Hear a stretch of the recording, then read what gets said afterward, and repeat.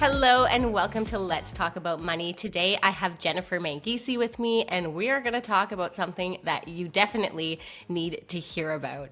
Jennifer is an operations professional specializing in process improvement and workflow automation. With a background in corporate real estate in New York City, she has a sharp eye for efficiency and a no-nonsense approach to career growth.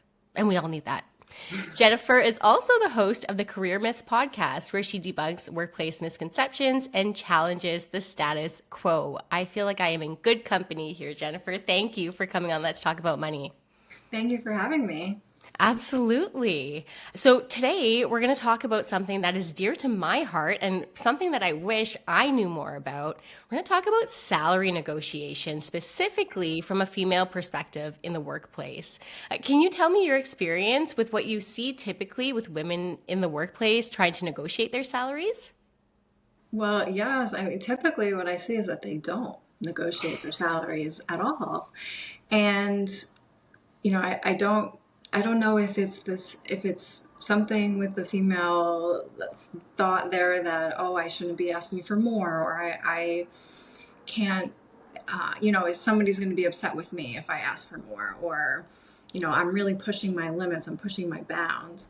But I typically see females accepting the first offer, and the first offer isn't always going to be the best offer. so, uh, and I have spoken to many women about this, and sometimes when you are in a salary negotiation, you really have to think like a man. It's like a man wouldn't think twice about asking for more. A man wouldn't think twice about asking actually an outrageous number. Why am I afraid to do that? Right. So you're saying that it starts at the hiring stage, not even once we're in our job. So then my question for you is, how do we know what we're worth? How do we go about figuring that out? Well, I think there's a couple ways to do that. There is some salary transparency these days, so you can, even if salary transparency isn't something that is in your area, you can look for a similar role in another place where it is. So it gives you an idea of what the range is. But what I will say with that is, just because a range is posted, you also have to look at, well, what is the experience for this specific range? Be realistic with what you're looking at. And then you kind of know from there, okay, well, I should be offered around this amount. And where you fall within that range. So if you are more experienced, then you should be thinking, I'm on the higher end of this range. If you're just coming into it, or you're not as experienced, then you most likely will be on the lower end of the range, and you might be someplace in the middle.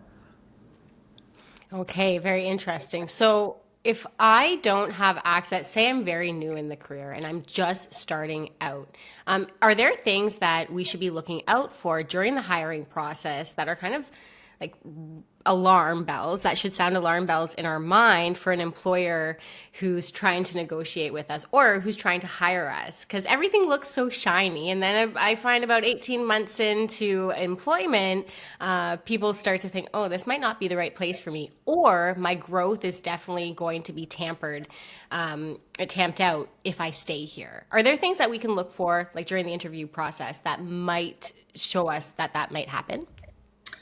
Yeah, I think, when you're in the interview process, you're interviewing your employer as much as they're interviewing you. And, some questions that you might want to ask is, well, where is the person who is in this role, what are they doing now? So if they've stayed with the company and they've grown, that's usually a good sign. Uh, I would also ask about, what is the trajectory for this role? Is there one? Is there a clear path already? Uh, and how do you feel about internal promotions? Companies, I think they'll be very transparent about that if it's happened. Now, if you ask the question and they don't have any examples for you, then that's probably a sign that there isn't a lot of internal promotions or people kind of switching departments or areas that much. That makes so much sense. And I love that you say you're interviewing the job just as much, or the employer just as much as they're interviewing you, because it's right. And especially in the economy the way it is right now, we can't afford to be hopping into jobs that aren't the right fit for us. And I love that question.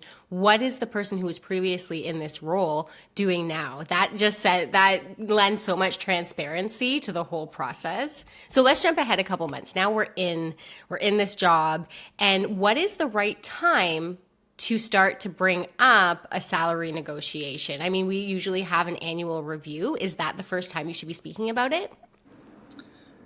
Well, I think if your role hasn't changed that much over the year, then that's probably appropriate.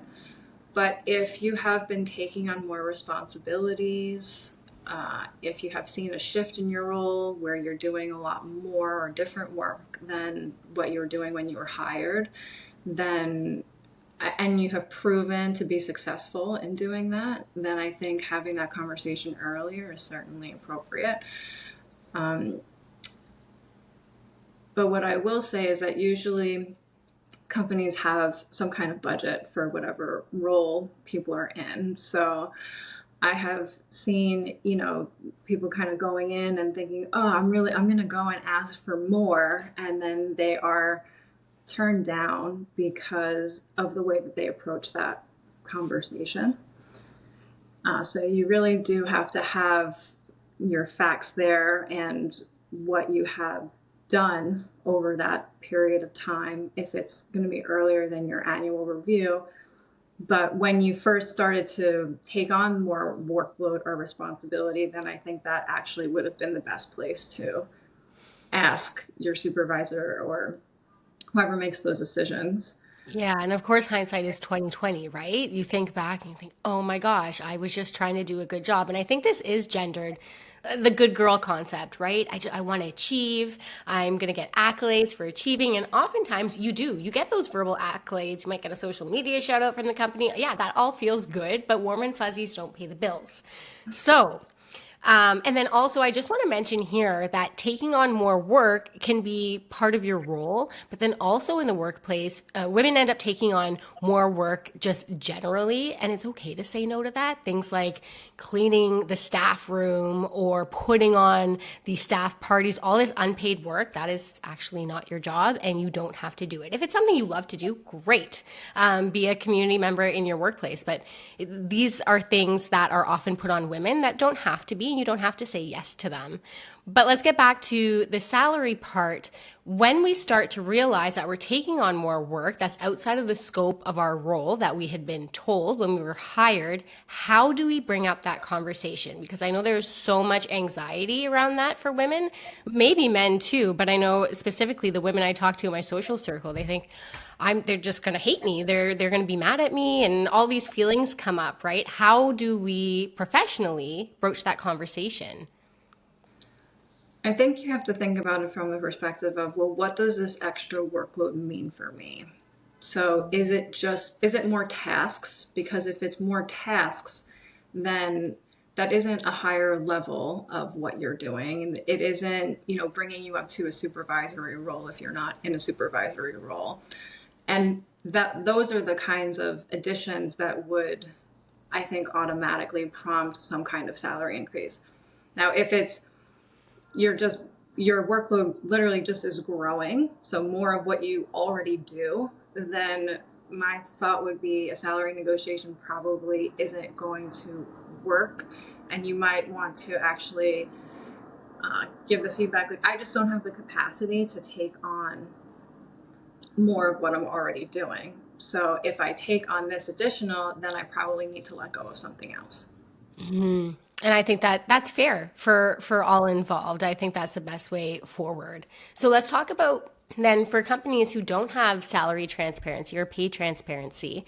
Say I'm talking to somebody who has a similar role or the same role as I do, and they're making more. What do I do about that? Do I just stay angry, or is there actionable steps that I can take to ensure that I'm being paid what I'm worth? So, what I have seen others do that have found out this information, maybe they're talking to their colleagues or, somebody shares with them and they find it out. I have seen them, just ask to have a conversation with their supervisor and share with them, this is what I found out. And it doesn't make me feel that great because I have more experience than this person, or I've been working here for longer, whatever the case is for you. And I think it's very fair, especially if it's true. Sometimes people share information with others and it isn't always true. So you True do enough. kind of risk that. But if it is the case, then I think the only fair thing for the employer to do is to go back and look and see, well, why are you being paid differently than somebody else? And is there an adjustment that we can make? But now you've kind of put them on notice, like what other people in your role are making. So if they don't make an adjustment, then you have every right to go look elsewhere. And so that brings me to my next question. When is it that you think, okay, I've done my due diligence, I've tried what I can here. How does one make that decision to go and look elsewhere? And is there a way that you can do it while not getting in trouble at your current job while you're looking for other work? I think if the amount is really something that upsets you, everybody is different. For some people, just $1,000 is going to be, is really going to affect somebody.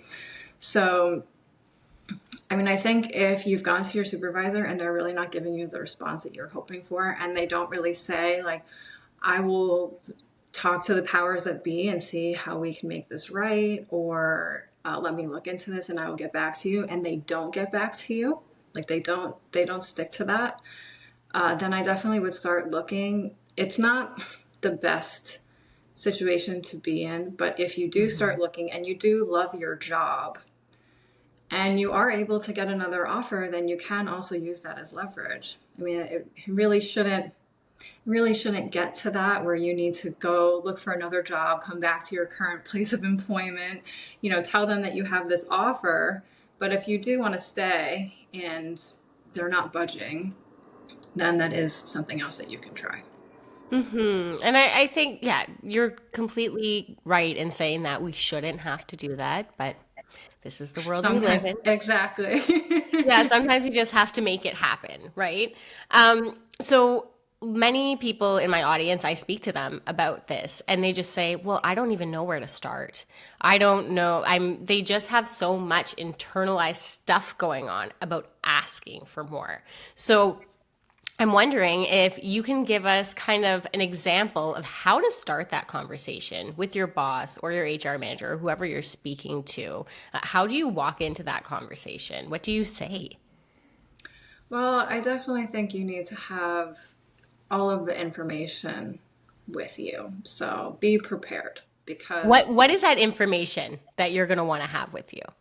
so if you're doing a negotiation, like you just think that you should be making more for your role, then having some numbers and figures and research that you have done to back up why you think that should, why that's something that you should be receiving is a higher salary.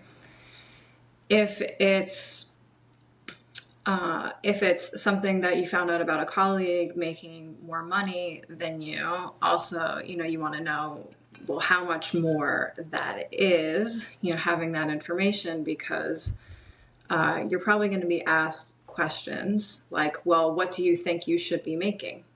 That's a common question for an employer to ask, especially when you bring up this topic. So, okay, well, those are all fair points, but what do you think you should be making? And you want to be very realistic with what that is. I would not give a range. I would give a specific amount Fair enough. because with a range, they're going to probably go towards the lower ends of that range. So, make sure that you're very targeted with your request.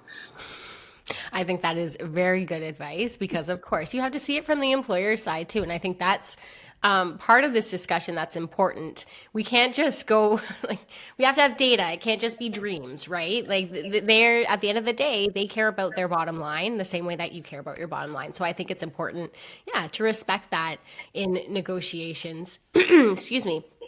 But I talk about anything with money is really a skill that is practiced, and negotiation is no different. It's like going to the gym. Reps make the muscles, right? So where else in our life can we negotiate things that is maybe lower stakes that can help us build that muscle? That's a good question.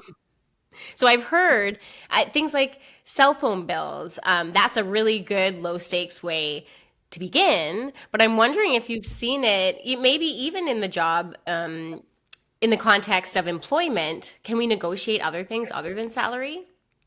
Yes, definitely. And that's one thing I think when you're thinking about salary negotiation, it is not just your compensation, it's Mm. also everything that comes as part of your compensation package. So your vacation time, if there are additional types of PTO days that they offer, if equity is something that is offered, bonuses, those things are all negotiate. What you can negotiate them. Negotiable. I'm losing my, my speech today. But oftentimes, I think people just focus on the dollar amount that they're getting paid. And, if bonus is part of the compensation and they want to offer you a higher bonus and less salary, then you might say, I would prefer to have more money up front because bonuses are usually reliant on how the company does. Mhm. So, okay, if you're offer, I would actually prefer a lower bonus and give me a higher salary, and they might go for that. So, you have to kind of think about it in totality, what's being offered. And with PTO days, I've definitely seen that too. Some companies have strict policies, like everybody gets a certain amount, but others do not, and you can certainly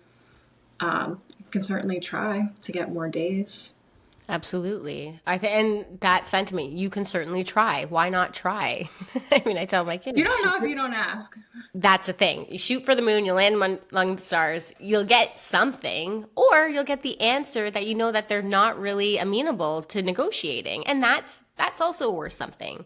So let's talk about what would you say to women who are afraid of being seen as aggressive or too assertive when they try to navigate their jobs this way, when they try to negotiate.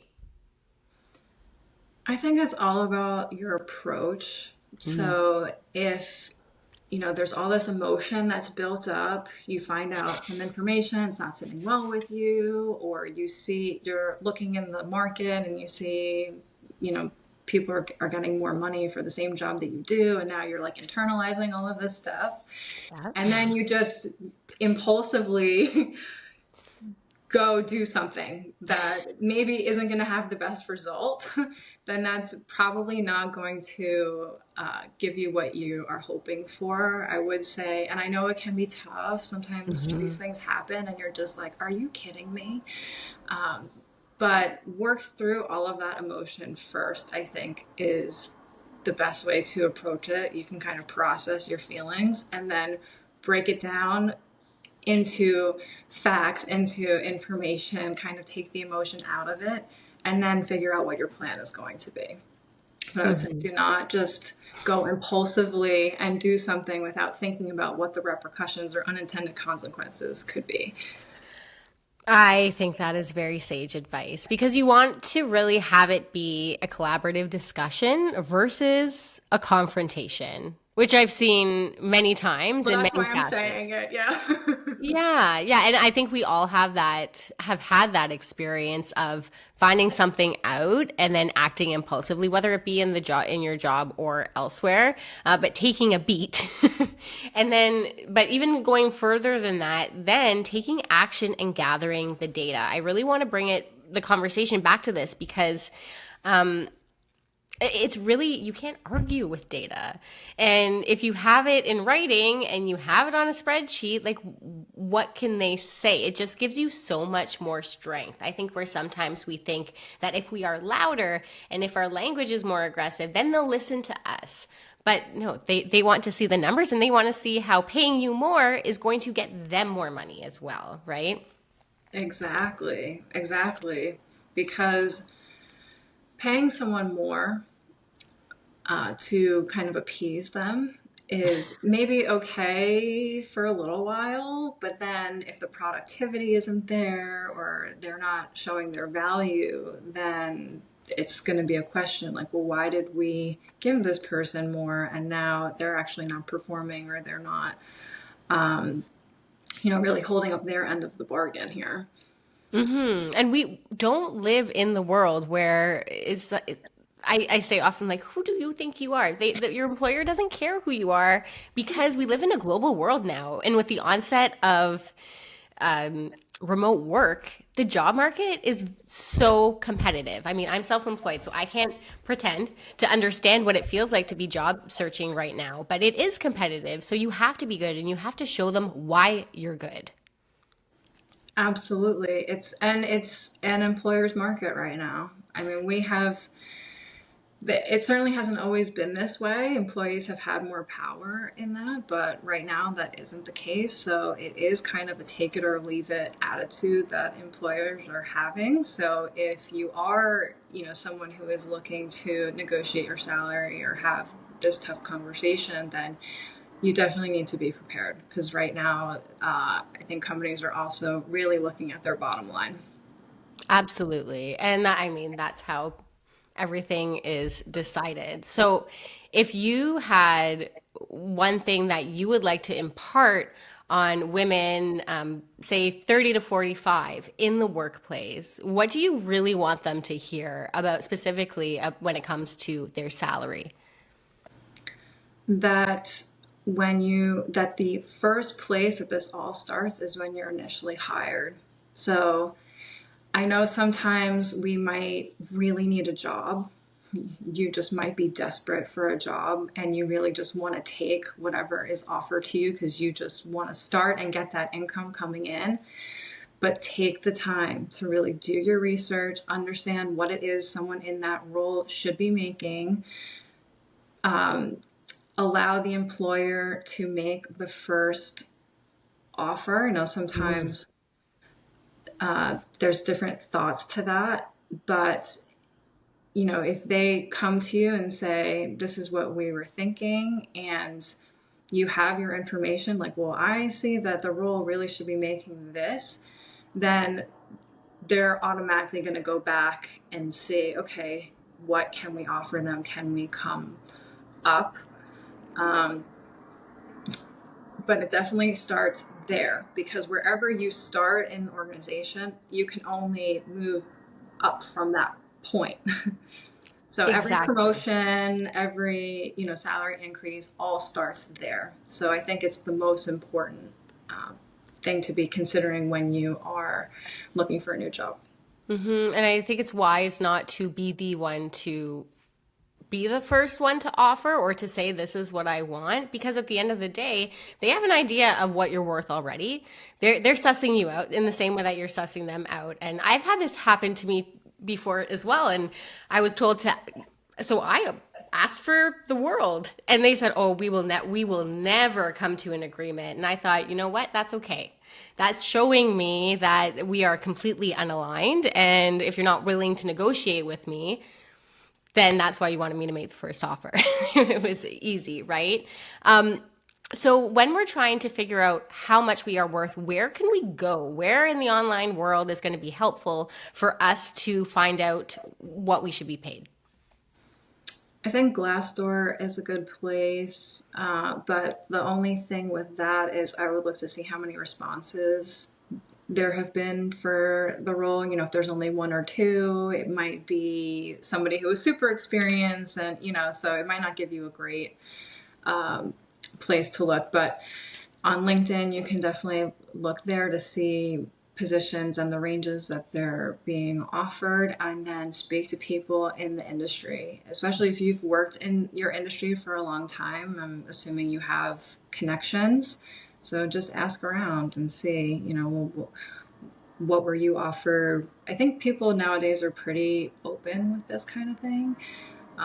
Or if they don't want to share exactly what it is that they are making, they might point you someplace where they went to look when they were negotiating their salary. So I definitely think between those three places, online, Glassdoor, LinkedIn for sure, and then your network. So get curious and speak up and ask the people. So, what are your thoughts? I'm curious about job postings that don't list a salary or don't list a salary range. Are those something that we should steer clear of, or what do you think? I personally think it's a red flag. Because, yeah, I think it's a red flag. I think nowadays it's, you know, I actually think it's so crazy that job postings haven't always had this information because every organization uses a title very differently. You know, what's an associate in one company might be a completely different position in another. So while you might see you need X amount years of experience, this kind of credential, to try and compare the two, some companies just really don't pay what another company pays. So, I mean, the salaries can really be all over the place. So, if a company isn't offering this information for any of their roles, then I definitely think it's a bit of a red flag. And if you don't have an inside track to someone there or somebody who's worked there in the past, then uh, I don't know if I would.